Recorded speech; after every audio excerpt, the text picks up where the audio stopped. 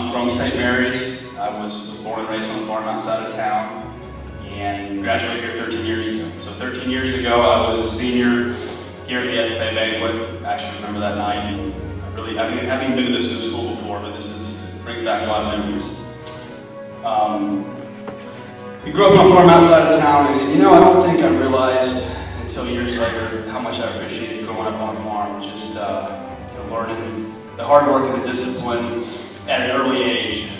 Growing up in the country, and just having a lot of freedom. So years later, I really appreciate that. It's a shame that more kids don't get to do that in this day and age. My great-great-great-grandfather, 3 greats, came over here from Germany after the Civil War. And since him, somebody in every generation has been a full-time farmer. And I wanted to be one myself, probably up until junior high, early high school. We had hogs, and we ended up getting out of that probably when I was 16, 17 years old. So I decided in high school I wanted to be a police officer, and I went into the police academy, 2-year program, got out of that, became a cop when I was 21. I'm 31, so I've been a police officer in one form or another, full or part-time for 10 years. But a lot of the reason I'm up here right now probably is what I've done with what started out as my hobby. Since I was a kid, I was always fascinated with guns and shooting. And this was back before a lot of the controversies that we're having now. That was always a positive thing for me. That's what I did. And I discovered competition, handgun shooting competition, when I was just out of high school. And I fell in love with it, and I really devoted myself to it. I shot my first match when I was 19. I won my first state championship when I was 20. I won my first national championship a few years after that. And 2 years ago, from right now, I won the IPSC World Championship, which is the biggest match that there is, and it was in Greece, over in Europe. I finished first out of 383 people from over 52 countries. And it was kind of a culmination of a lot of things. But about that time, things were coming together for me. And a year ago from right now, I left being a police officer. And so I'm a professional shooter. I guess that's what I would call myself. I travel around the country, really around the world. I've been to 7 or 8 different countries just in the last 3 or 4 years. I teach a lot of classes, shooting classes and whatnot. I've got sponsors that support me. And long story short, it's been kind of a dream come true for me. So 10 years ago, I wouldn't have guessed I'd probably be able to do some of this. But what I want to talk about is, what some of the things that help me do that, and try to put it in a different perspective, to where maybe you can help yourself in your own life. Obviously, a lot of physical work on my part, a lot of practice, but beyond that, there's a lot. It was very mental. Okay, I've studied the mental side of humans, and I'm telling you, if I've realized one thing, it's that I don't think most people realize the power of the human mind, okay? Of what we think, how we think, and how much that affects what our capabilities are. First off, I don't like to use the word can't in anything. And I'm big on history. I love history, and I like to read in the past. Henry Ford, the man that invented the Model T, his famous quote is, "Whether you think you can or whether you think you can't, either way you're right." There's just so much to that. One of my earliest memories was probably 6 or 7 years old. I was with my little brother in the garden with my grandparents, and one of us was complaining about something, I don't remember what. My grandpa looked at us and we said, "I can't do this," or whatever we said. And my grandpa said, "Can't die in a poorhouse." And at the time, I had no idea what that meant. I thought can't was a person who really died and works in a poorhouse. I had no idea. But the longer time goes on, the more I really put a lot of stock in that. I mean, it's so true. What it really comes down to is this thing called the self-image. All right, everybody has a self-image about themselves. I have one, you have one, and it's more specifically in relation to something that you do.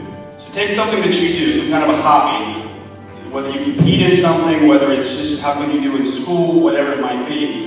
You have a self-image about how good you are at that, and you perform to that self-image. So an example, for you guys to understand, let's just take a game of bowling, all right? Everybody's bowled one time or another. So let's say that's your hobby, and you bowl, and you're normally at a 150 score. That's what you normally are, all right?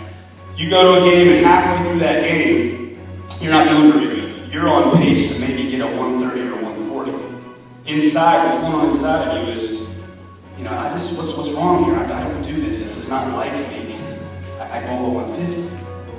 So more often than not, the second half of that, your self-image will kick in. You'll do even better than what you would normally do, and you'll even out at that 150. Unfortunately, it works the same the other way around. Halfway through that game, you're doing better than normal. You're on pace to get a 160. Now, of course, you want to go at 160, but you're not really comfortable with it. You don't feel in your heart of hearts that I'm supposed to bowl at 160. So self-doubt creeps in. More often than not, that self-image creeps in.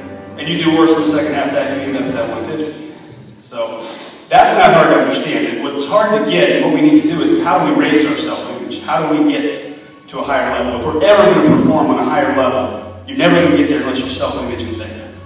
And I've read a lot of books over the years. I've really been into this. And the best advice I've found is this thing called a directive affirmation. All right? And it's just something you write down on a piece of paper. First off, you gotta have a goal. All right? Some kind of goal that the more tangible it is, the more specific it is, the better. So whatever that goal, it could be anything. It could be getting an A in a class, it could be getting a job, it could be succeeding in whatever sport you're doing.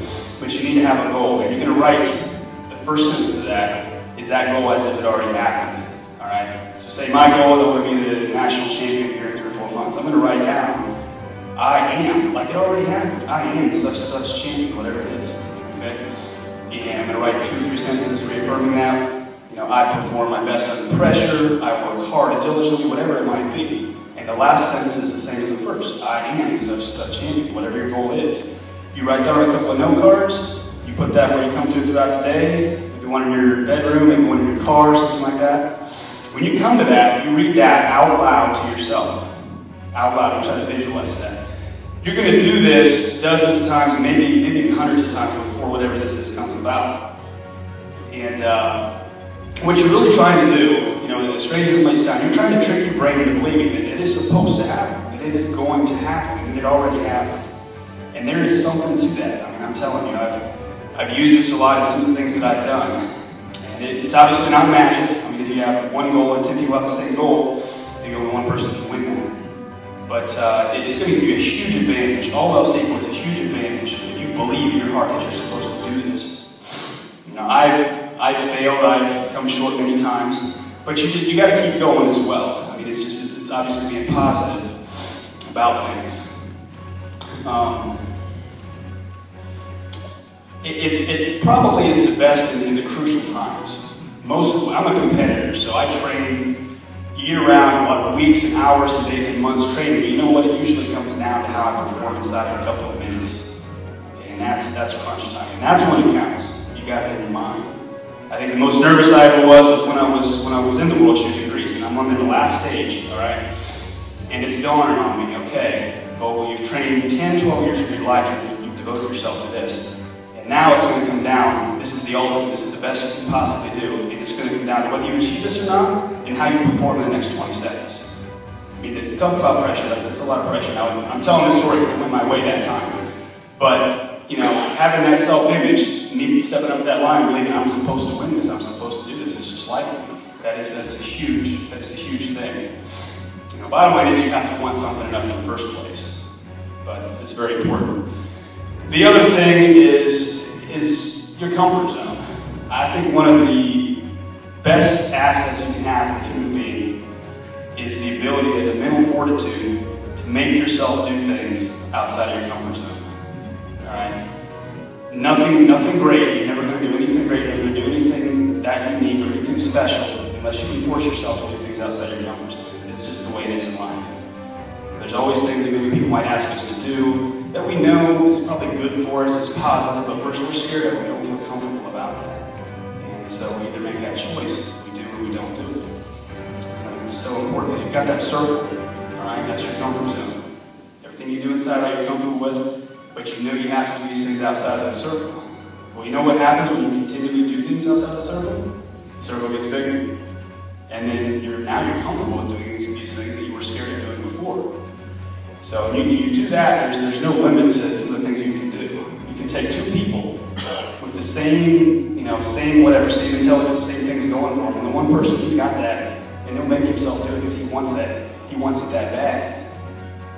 And you almost want to feel the way that if you don't do it, I know that's kind of how I felt, good or bad or indifferent, whatever it was, but if I saw something that was positive, and I was scared of doing it. I wanted to do it because I felt like a coward if I didn't do it. Even if I didn't mess it up, I still wanted, I was happy that I tried. So, leaving you guys with I guess one last thing here, especially you kids, okay, is have a goal in your life. Have something that you want to do. Always have something. You don't not necessarily have to be a competition or anything like that, but always be chasing something.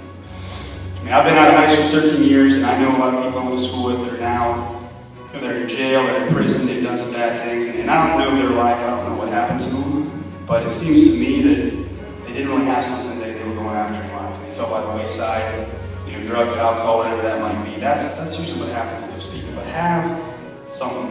The quote that I like, Michelangelo, he's the guy that painted the Sistine Chapel. You guys probably learned about that in school. One of his famous quotes is, "The danger is never in setting your goal so high that you don't achieve it. It's in setting it so low that you do." And that proves the point exactly. There's many examples of people that had a goal, they got to that goal, they didn't have anything beyond that. And what happened after that, they just became dead inside. They didn't have anything else to live for. And then, they went downhill from there. So always have a goal, always have something to chase after in life, and I think that's going to be positive for you. So hopefully you guys will take something out of this, some kind of positive, tuck it away in your memory, and hope that'll help you in life later on. Again, thanks for having me out here.